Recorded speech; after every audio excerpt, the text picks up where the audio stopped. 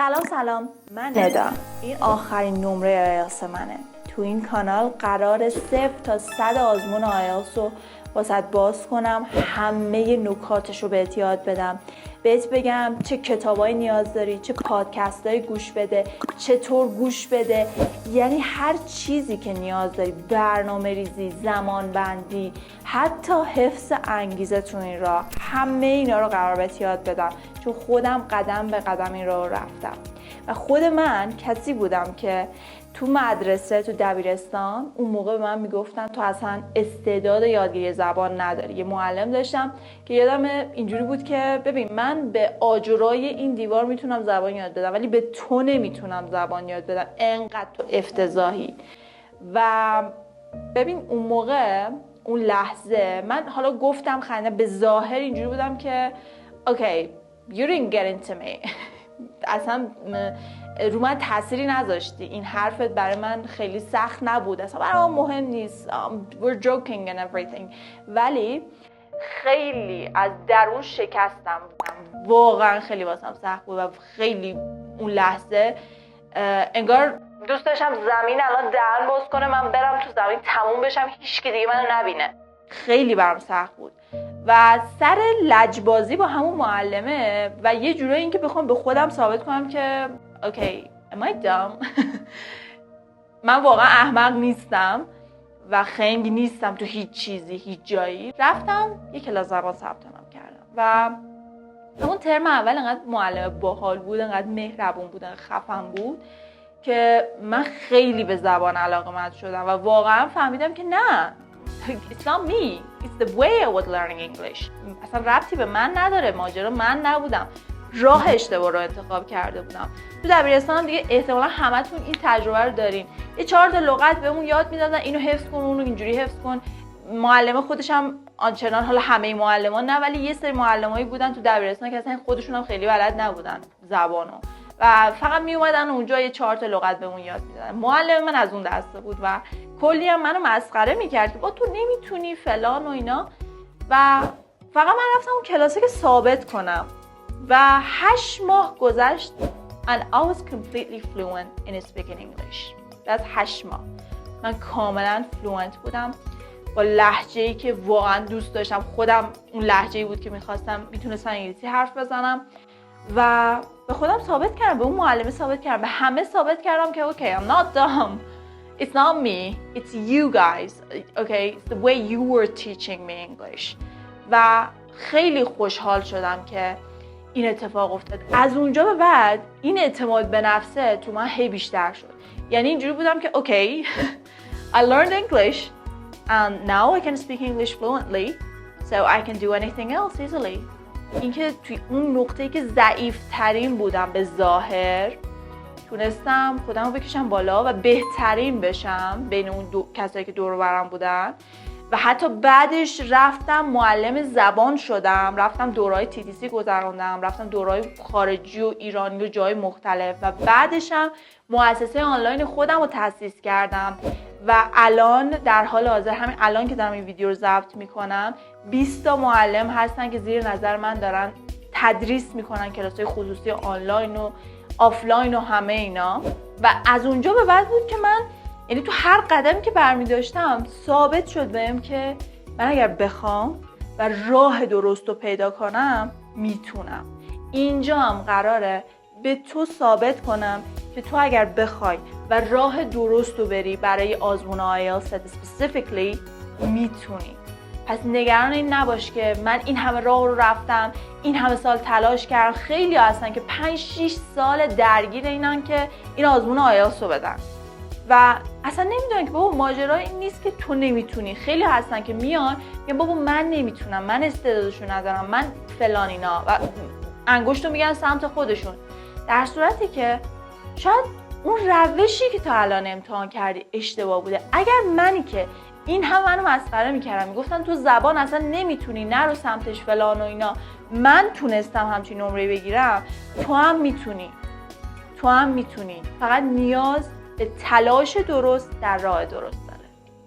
و نکته آخری که میخوام بگم، تو این کانال قراره کامل راهنمایی کنم و بهت بگم چه چیزایی رو نیاز داری. یه خواهش دارم فقط ازت، این پایین بهم بگو چه چالشایی تو این مسیر داشتی، یا اگر اصلا میخوای تازه شروع کنی چه سوالایی داری برای شروع. چون این سوالا، این چالشا، این نکاتی که این پایین واسه من مینویسی میشه ایده من برای ویدیوهای بعدی. چون من قراره به شماها کمک کنم، قرار نیست خودم همینجوری اون چیزی که خودم مد نظرم هست رو بگم. از تجربیاتم بهت میگم، اون راهها و روشایی که امتحان کردم و جواب داده رو بهت یاد میدم، اون تکنیکایی که طلایی بود، یعنی طلایی بود و اصلا منو چند پله انداخت جلو، همه اینا رو بهت یاد میدم. ولی تو هم سوالتو بپرس، چون این کانال برای توه. اولین قدم برای یادگیری زبان، برای شروع این پروسه و اصلا یادگیری هر مهارتی، یه نکته طلاییه، فهمیدن یه نکته طلاییه و اون قانون ذهنیته. اول از همه تو خودت باید خودتو باور کنی که میتونی و به خودت بگی که I'm willing to give it my best. میخوام بهترینم رو واسش بذارم، 100م رو واسش بذارم و واقعا 100تو بذاری.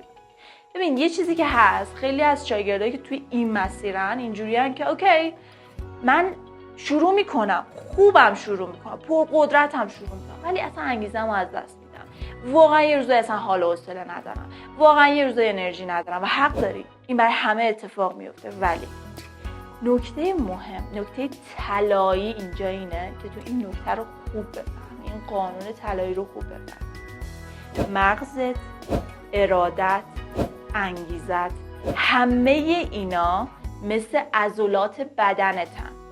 اینو تو ذهنت نگه دار، اینو تو ذهنت داشته باش.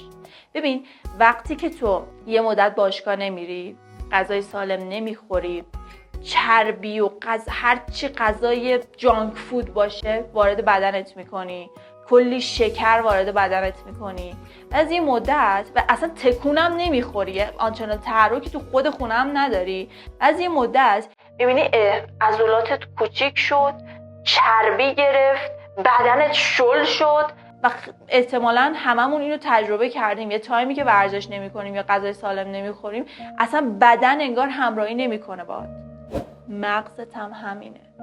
اگر تو عادتش بدی به این که فقط لذت‌های آنی داشته باشی، بری تو اینستا فقط بچرخی، هی دوپامین ترشح بشه، هی کیف کنی، هی لذت ببری، فکرتو آزاد کنی، بری سراغ مشروب و بری سراغ اون مسکنای سطحی، مسکنای موقت، فقط فوکست این باشه که لذت ببری، لذت‌های مخصوصا سریع داشته باشی، مغزت، ارادت و ذهنت کم کم خاموش میشن. دیگه ایده های جدید نداری، دیگه نمیتونی سریع یاد بگیری هیچ چیزیو. چرا یه بچه میگن خب تو سن کم خیلی بچه‌ها سریع یاد میگیرن؟ ماجرا اینه که هنوز عادت نکردن به اون فرمتی که اون بلایی که ما توی چند سال سر مغز خودمون آوردیم، بچه‌ها سر مغز خودشون نیاوردن و بنابراین سریع یاد میگیرن. اگه میخوای همیشه اراده داشته باشی، همیشه انگیزه داشته باشی و همه چی رو سریع یاد بگیری، باید رو مغزت کار کنی، رو ارادت کار کنی. Basically what I'm saying is that you need to start doing what's hard.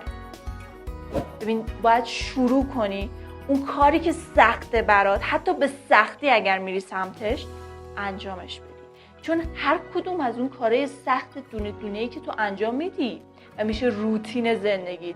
مثلا من شروع کردم به 5 صبح پا شدن، با اینکه اون موقع وقت زیادی هم داشتم دیگه، یعنی یه مدت 5 صبح پا میشدم چون وقت نداشتم، یعنی مجبور بودم همه کارامو خودم انجام بدم، چون نه تیمی داشتم، نه کسی دور و برم بود، نه پولی داشتم که بخاطر پولی بدم به کسی که مثلا کاری برای من انجام بده و من همه کارا رو با خودم انجام میدادم و از 5 صبح پا میشدم. یه مدت دیگه تیمم راه افتاد، دور و بریام بودن، اونا کلاس‌ها رو هندل میکردن و فقط من جلسه میذاشتم، اونا رو بررسی میکردم، چکشون میکردم، کمکشون میکردم، راهنماییشون میکردم و میدونی تایم زیادی دیگه داشتم.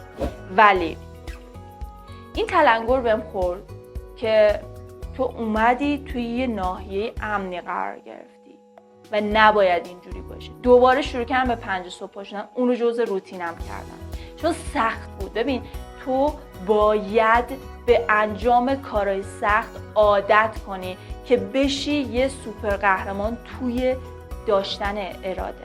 یعنی یه آدم با اراده و قوی بشی که تو هر کاری رو بخوای انجام بدی راحت بتونی از یه جایی به بعد انجامش بدی، سخت نباشه، جون نکنی واسه اینکه بری سمتش. وای من میخوام برم زبان بخونم، چقدر سخته، nemitunم، امروز حوصله ندارم، حالا برم یه ذره خونه رو تمیز کنم، احتمالاً واسط آشنا، حالا برم یه دوش بگیرم. کار ساده رو انتخاب میکنی چون عضله ارادت قوی نشده.